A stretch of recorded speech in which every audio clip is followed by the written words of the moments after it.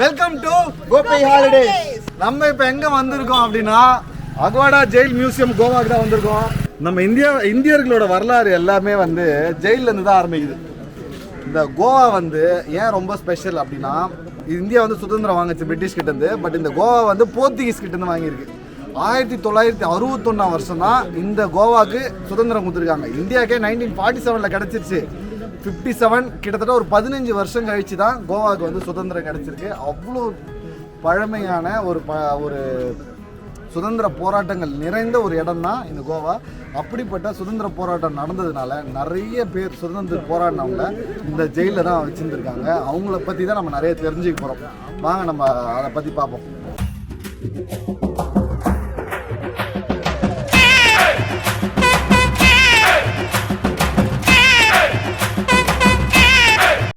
So ticket வாங்கிட்டோம்.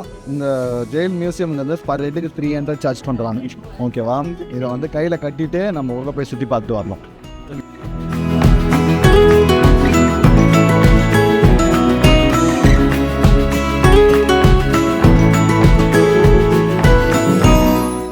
Okay, என்ன சொல்கிறாங்கன்னா 1961 தானே சுதந்திரம் கிடச்சிது கோவாவுக்கு, இல்லையா?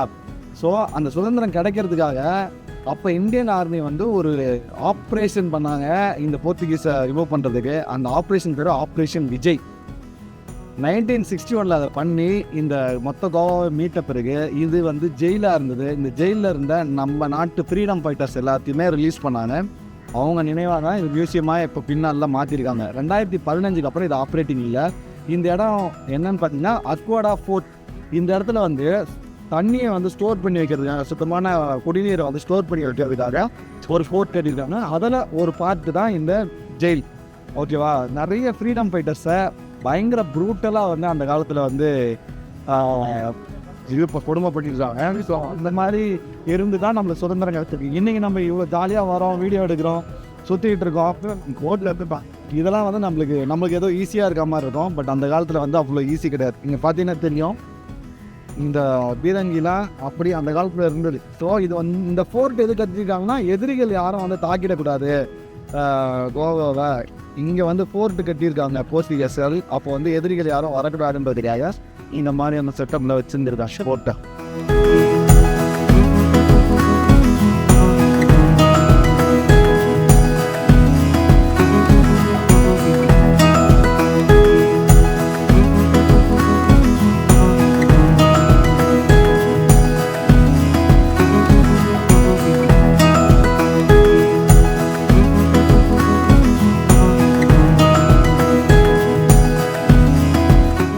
இந்த அக்வாடா ஃபோர்ட் வந்து 1612 வருஷம், கிட்டத்தட்ட ஒரு 17th செஞ்சுரியில் கட்டின இந்த ஃபோர்ட் வந்து முக்கியமாக வந்து க்ளீனாக வாட்டரை ஸ்டோர் பண்ணுறது, ஸ்டோரேஜுக்காக தான் கட்ட ஆரம்பித்தாங்க போர்த்துகீஸ்க்காக.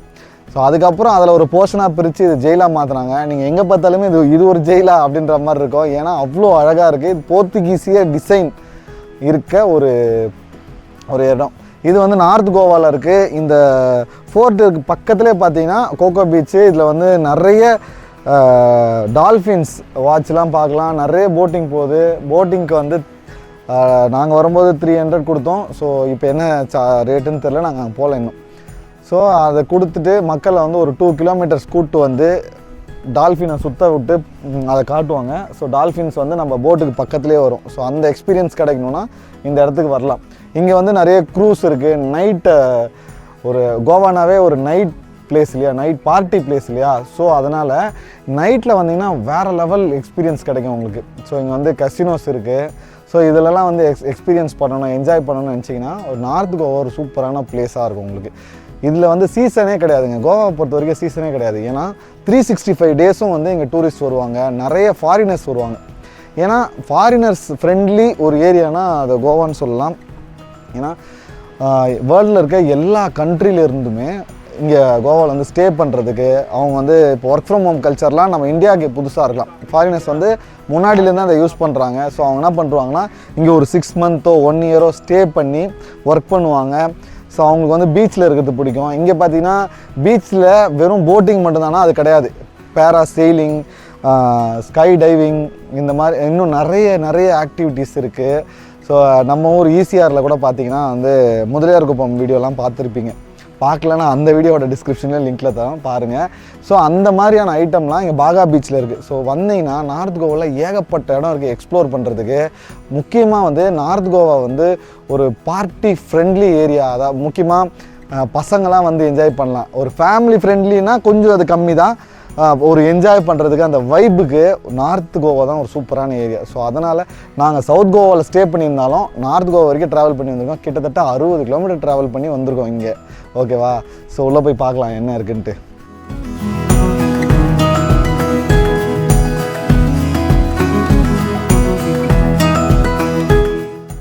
இந்த ஃபோர்ட்டு பார்த்திங்கன்னா ஒரு மலைன்னு சொல்கிறாங்களா, இது கிளிஃப் அப்படின்னு சொல்கிறாங்களே. இது ஒரு சின்ன மலை.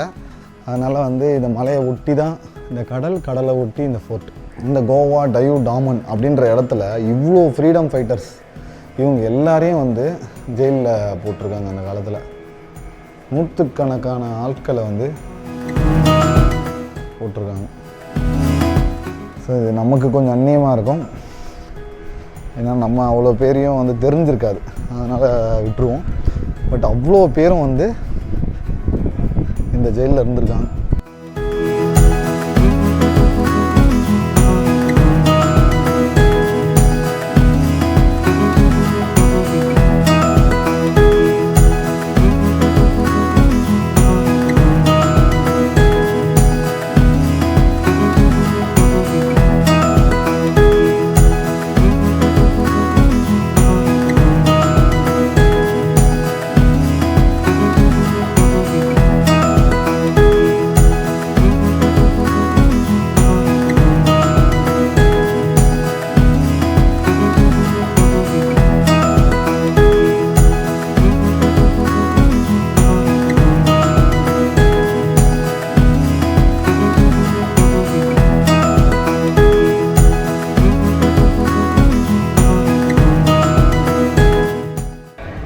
ஓகே, ஜெயில் கதவு. ஓகே, இந்த காலத்தில் ஜெயில் இப்படி தான் இருந்திருக்கா? ஓகே, இதெல்லாம் வந்து தரலாம் இப்போ போட்டிருப்பாங்க போல இருக்கு. அந்த காலத்தில் வந்து ஜெயில் வந்து இந்த மாதிரி ரூமாக போட்டு அடைச்சிருக்காங்க. ஆஹா, எங்களை ஜெயிலில் போட்டாங்க. சினம் கொண்ட சிங்கத்தை சிறையில் அடைச்சிங்கன்னா அது செல்லையே செதைச்சிரும். பரவாயில்லையா?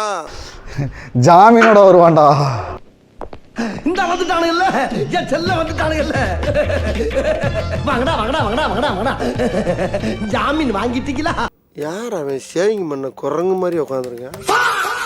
இங்கே பாருங்க, இந்த மாதிரி தான். அதாவது கொஞ்சம் நார்மல் கைதிகளை வந்து இதில் போடுவாங்க போல இருக்கு. ரொம்ப கொடூரமான கைதிகளை வந்து இதுக்குள்ளே உட்கார வச்சுருப்பாங்க. இந்த மாதிரி மென்டல் டார்ச்சர் போவாங்க போல. பார்த்தீங்களா?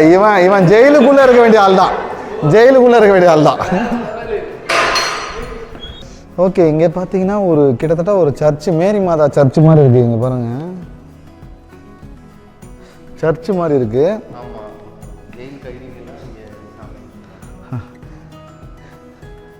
ஆக்சுவலாக அதுக்குள்ளே சிறையில் அடைச்சிட்டு இங்கே வந்து ஆஃபீஸர்ஸ் மட்டும் வந்து பார்க்கறதுக்கான இடமா இருக்குமோ? இவரை மாதிரி ஆளுங்கள்லாம் அந்த சின்ன ஜெயிலுக்குள்ளே தான் வச்சுருந்துருப்பாங்க. இவரை மாதிரி சாஃப்டாக இருக்கிறவங்களெல்லாம் அந்த பெரிய ஜெயிலுக்குள்ளே வச்சுருந்துருப்பாங்க.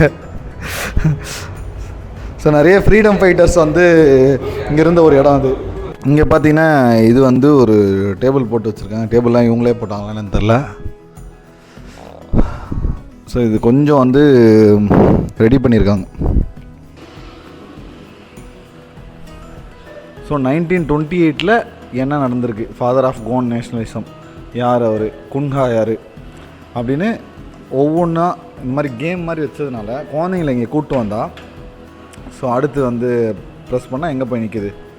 ஸோ 1500 அந்த வருஷத்துக்கு முன்னாடிலாம் யார் ரூல் பண்ணியிருக்கா கோவாவை அப்படின்னு ஒன்றா தெரிஞ்சுக்கணும் அப்படின்றதுக்காக இந்த மாதிரி கேமிங் செட்டப் பண்ணியிருக்காங்க. இந்த மாதிரி இருக்கும்போது நம்மளோட ஹிஸ்ட்ரியை வந்து ரொம்ப அழகாக ஞாபகம் வச்சுக்க முடியும்.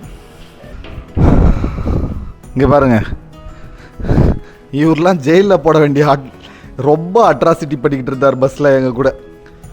ஸோ ஆனால் நம்ம வந்து இவ்வளோ ஃபன்னாக ஜாலியாக ஒரு ஃப்ரீடமாக இருக்கோம்ல, இந்த ஃப்ரீடம்லாம் அந்த காலத்தில் லக்ஸுரி. நம்ம இப்போ எதெல்லாம் வந்து ஈஸியாக அனுபவிக்கிறோமோ அதெல்லாம் வந்து அந்த காலத்தில் லக்ஸுரியாக இருந்தது. அதனால் வந்து இவரை ஜெயிலில் போட்டு பார்க்கலாம் அப்படின்னு ஒரு ஆசையில் இந்த அகோடா மியூசியமில் இருக்க ஜெயிலில் எடுத்துகிட்டு வந்து போட்டோம். எங்கேயே இருக்கேன் இங்கே வந்து பீப்புளோட கல்ச்சரை பற்றி தெரிஞ்சுக்கணுன்னா பீப்புள் கல்ச்சர் பற்றி தெரிஞ்சுக்கலாம்.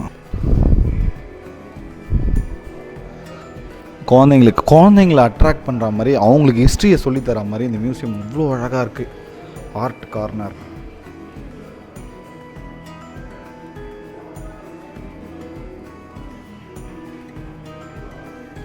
நல்லா ஏர் கண்டிஷன்லாம் வச்சு ரொம்பவே இங்கே பாருங்கள் கோலேஸ்வரர் ஒரு 3D அவதார் படத்துலலாம் வந்து டிஸ்பிளே பண்ணுவாங்கள்ல அந்த மாதிரி பாருங்க, வேறு லெவலில் இருக்குது. இந்த எக்ஸ்பீரியன்ஸ் வந்து நான் ஃபஸ்ட் டைம் பார்க்குறேன். ஒரு மியூசியம் இவ்வளோ இன்ட்ரெஸ்டிங்காக இருக்குமா? எல்லா இடத்துலையும் மியூசியம் இவ்வளோ இன்ட்ரெஸ்டிங்காக மாற்றினா குழந்தைங்கள கூப்பிட்டு வந்து காட்டும் போது அவங்களுக்கு ஹிஸ்ட்ரி அப்படியே மனசில் பதிஞ்சிடும். பார்த்திங்கன்னா ஒரு புக்கு படிக்கிற ஃபீலிங். ஸோ புக்கை ஒவ்வொரு இடமும் ப்ரெஸ் பண்ணும்போது அது வந்து புக்கில் இருக்க ஒவ்வொரு பேஜாக ஓப்பன் ஆகி நம்மளுக்கு வந்து இதை பற்றி தெரிஞ்சுக்க முடியுது. ஸோ இது பேர் ஃபெனி. பார்த்தீங்களா, ஒரு ஃபெனினா சரக்கு வந்து எப்படி அவங்க அந்த காலத்தில் நம்ம நாட்டில் இருக்க சரக்கு கூட போர்த்துகீசிய சரக்கை வந்து மிக்ஸ் பண்ணுறதை பற்றி எக்ஸ்பிளைன் பண்ணியிருக்காங்க. ஸோ எல்லாத்த பற்றி தெரிஞ்சுக்கங்க, எல்லாத்த பற்றியும் ஒரு அவேர்னஸ் இருக்கணும் அப்படின்றதுக்காக தான் வந்து இந்த இது வச்சுருக்காங்க. ஸோ இங்கே பார்த்தீங்கன்னா நிறைய தலைவர்கள் ஃபோட்டோ வச்சுருக்காங்க. யார் இவங்கன்னு தெரியாது இல்லையா? ஸோ இதனால் ஒருத்தர் ஃபோட்டோவை கிளிக் பண்ணால் அவங்கள பற்றின டீட்டெயில் வந்து இங்கே பார்த்தீங்கன்னா இங்கே லோட் ஆகுது பாருங்கள். ஸோ லதா மங்கேஷ்கர் யார் நமக்கு தெரியும், இந்தியாவில் ரொம்ப ரொம்ப ஃபேமஸான ஒரு லதா மங்கேஷ்கர். இங்கே பாருங்கள், நம்ம சூப்பர் ஸ்டாரு கலைஞர் இது எஸ்பிபிலாம் வராங்க பாருங்கள், தெரியுதா அவங்களுக்கு? கமல்ஹாசன். ஸோ லதா மங்கேஷ்கர் பற்றி தெரிஞ்சுக்கணும், மெலடி குயினை பற்றி தெரிஞ்சுக்கணும். துளசிதாசர் போர்க்கர் அவர் யார்? ஸோ மியூசிக்கு ஒவ்வொரு இடமும், அதாவது இது ஒரு மியூசியமாக இருந்தாலும் இதில் வந்து ஒன்லி ஃப்ரீடம் ஃபைட்டர்ஸ் பற்றி இல்லாமல் மியூசிக் பற்றி, ஆர்ட்டை பற்றி, ஒயினை பற்றி அப்படின்னு எல்லாத்த பற்றியும் சொல்லிக் கொடுக்குற ஒரு சூப்பரான ஒரு ஆல்ரவுண்ட் மியூசியமாக தான் இது இருக்குது. ஸோ இங்கே பார்த்தீங்கன்னா தப்பு பண்ணுற, அதாவது ஃப்ரீடம் ஃபைட்டர்ஸை வந்து தலைகீழாக தொங்கிட்டு முதல்வன் படத்தில் இருக்கும்ல, அர்ஜுனை வந்து தலைகீழாக தொங்க போட்டு அடிப்பாங்கள்ல, ஸோ அந்த மாதிரி ஒரு இடமா இது.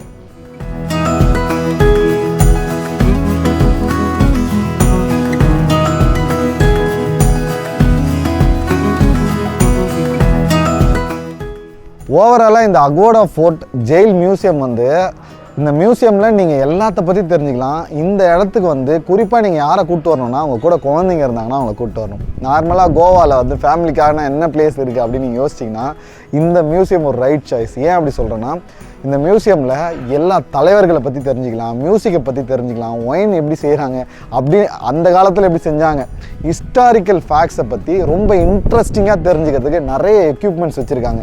ஒரு கேம் விளையாடுற மாதிரி உங்களுக்கு வந்து ஜாய்ஸ்டிக்லாம் கூட இருக்கும். நீங்கள் அதை ப்ளே பண்ணி ஒன்றுத்தையும் தெரிஞ்சுக்க முடியும். ரொம்ப நேரம் நீங்கள் ஸ்பெண்ட் பண்ணலாம். உங்களுக்கு ஹிஸ்ட்ரியை பற்றி தெரிஞ்சுக்கிற ஆர்வம் அதிகமாக இருந்ததுன்னா நீங்கள் அதெல்லாம் பண்ண முடியும். அதே மாதிரி அந்த காலத்தில் ஜெயில் எப்படி இருந்ததுன்னு நம்மளுக்கு வந்து நிறைய இல்லாமல் கொஞ்சமாக நீங்கள் இப்போ பார்த்துக்கோங்க அப்படின்ற மாதிரி கொஞ்சம் வச்சுருக்காங்க.